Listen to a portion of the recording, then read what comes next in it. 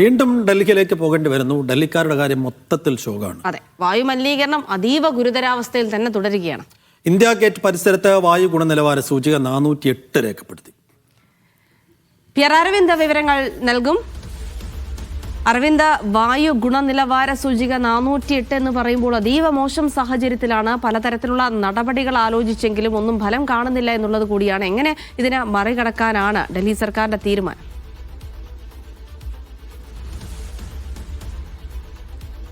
ജിൽസി സൈഫു, ദീപാവലിക്ക് പിന്നാലെയാണ് ഡൽഹിയിൽ വായു മലിനീകരണം അതീവ രൂക്ഷമായത്. അത് മറികടക്കാൻ വേണ്ടി പല ശ്രമങ്ങളും ഡൽഹി സർക്കാർ നടത്തുമ്പോഴും അതൊന്നും പ്രായോഗികമാകുകയോ ഫലപ്രദമാകുകയോ ചെയ്യുന്നില്ല.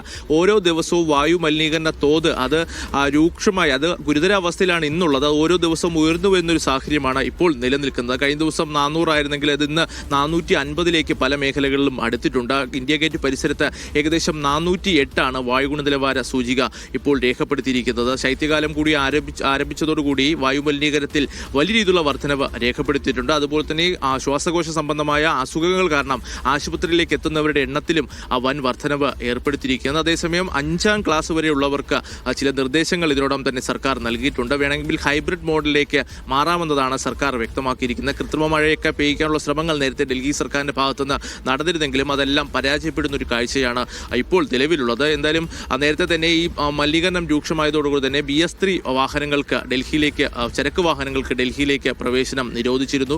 കൂടുതൽ നിയന്ത്രണങ്ങൾ വരും മണിക്കൂറുകളിൽ ഉണ്ടാകുമെന്ന് തന്നെ പ്രതീക്ഷിക്കുന്നു. കാരണം വായു മലിനീകരണം വളരെ മോശം അവസ്ഥയിലേക്ക് പോയിരിക്കുകയാണ്. 400 എന്ന് പറയുമ്പോൾ തന്നെ ശ്വാസമെടുക്കാൻ പോലും ബുദ്ധിമുട്ട് ഉണ്ടാകുന്ന ഒരു സാഹചര്യമുണ്ട്.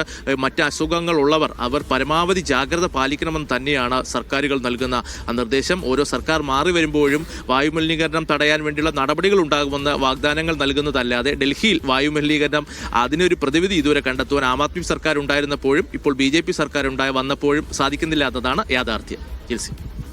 ശരി, അരവിന്ദാണ് വിവരങ്ങൾ നൽകിയത്. എന്തായാലും വായു മലിനീകരണം ഇങ്ങനെ രൂക്ഷമായി തുടരുമ്പോൾ ഈ ശ്വാസകോശ സംബന്ധമായ അസുഖമുള്ള ആളുകളൊക്കെ വലിയ ബുദ്ധിമുട്ടിലായിരിക്കും. ഇനി അങ്ങനെ അല്ലാത്തവർക്ക് അങ്ങനെ ഒരു അസുഖം വരാൻ സാധ്യത കൂടിയുണ്ടെന്ന് ആരോഗ്യ വിദഗ്ധർ മുന്നറിയിപ്പ് നൽകുന്നുണ്ട്. തീർച്ചയായും അത്തരം ദുരിതവും പ്രയാസവും ഒക്കെ അനുഭവിക്കുന്നതിനിടയിലാണ് ഇപ്പോൾ ഡൽഹിയിൽ ബോംബ് സ്ഫോടനം ഉണ്ടായത്.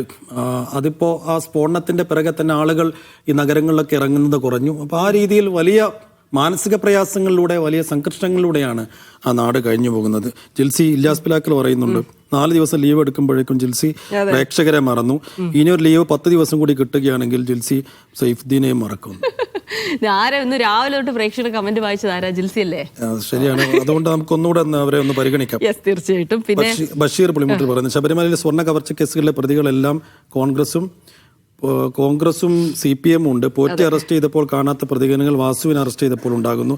വാസുവിന്റെ രാഷ്ട്രീയമാണോ നിങ്ങളുടെ പ്രശ്നം എന്ന് ചോദിക്കുന്നു. അപ്പോ ആരുടെ പ്രശ്നമാണ്? അതിപ്പോ ഇതുവരെ ചാവേർ ആക്രമണം എന്ന് പറഞ്ഞിരുന്നെങ്കിൽ ഇപ്പോൾ എന്തിനാണ് ഇത് അബദ്ധത്തിൽ സംഭവിച്ചതാവാം എന്ന നിഗമനത്തിൽ എത്തുന്നത്, എന്തിനു വേണ്ടിയാണെന്ന് മനസ്സിലാകുന്നില്ല എന്ന് ബോംബ് സ്ഫോടനത്തിന്റെ കാര്യത്തിൽ ഇല്യാസ് പിലാക്കൽ വേണ്ടു. അപ്പോൾ ഒറ്റക്കുറ്റക്ക് പൂട്ടിയതുകൊണ്ട് കേരളം ഇരുട്ടിലാകുമോ എന്ന് ചോദിക്കുന്നുണ്ട്. അത്ര വലിയ പ്രശ്നമൊന്നും ഉണ്ടാവാതെ തന്നെ അത് മുന്നോട്ട് കൊണ്ടുപോകാം എന്നുള്ള റിപ്പോർട്ടുകളാണ് നമുക്ക് വന്നത്. മീഡിയ വൺ ഹിന്ദിയിൽ ഒരു ന്യൂസ് ചാനൽ തുടങ്ങിയ നന്നായേനി എന്ന് പറയുന്നുണ്ട്. ആര് ജോലി ചെയ്യും? ബംഗാളികളൊക്കെ ഷരീഫ് പറയുന്നു, വീടില്ലാതെ കൂരകളിൽ കഴിയുന്നവരെ പുനരധിവസിപ്പിക്കാൻ എല്ലാ ചാരിറ്റി പ്രവർത്തകരും അറിഞ്ഞ് പ്രവർത്തിക്കണമെന്ന്. അത് ചാരിറ്റി പ്രവർത്തകരുടെ മാത്രമല്ല സർക്കാർ, സംസ്ഥാനമാണെങ്കിലും കേന്ദ്രമാണെങ്കിലും ഒരു വക ഫണ്ട് അങ്ങോട്ട് വിനിയോഗിക്കുന്നുണ്ട്. ഇതൊക്കെ എവിടെ പോയി എന്നുള്ളതാണ്. ആദിവാസികൾ ഇപ്പോഴും കൂരയിലും ചോർന്നൊലിക്കുന്ന ഇടങ്ങളിലും കഴിയുന്നുണ്ടെങ്കിൽ അത് കൃത്യമായി ഉദ്യോഗസ്ഥ തലത്തിലുണ്ടാകുന്ന വീഴ്ചയാണെന്ന് നിസ്സംശയം പറയാം. അതോടെ ചാരിറ്റി പ്രവർത്തകരെക്കാൾ തന്നെ സർക്കാരിനാണ് അതിന്റെ ഒരു പ്രാഥമിക ഉത്തരവാദിത്വം ഉള്ളത്. 8ന്റെ പണി പ്രയോഗം ദയവായി നിർത്തണം, ബോറടിക്കുന്നു. നാളെ മുതൽ 8ന്റെ പണി വേണ്ട. ഇനി 8ന്റെ പണി ഇല്ലെങ്കിൽ പിണങ്ങുന്ന പ്രേക്ഷകരും ഉണ്ട്. ഒരു 3-4 ദിവസം ഇനി 8ന്റെ പണി വേണ്ട. ശരി, ഓക്കെ. അപ്പൊ നമുക്കൊരു ഇടവേള എടുത്ത ശേഷം കൂടുതൽ വാർത്തകളിലേക്ക് ഒന്ന് മടങ്ങിയെത്താം.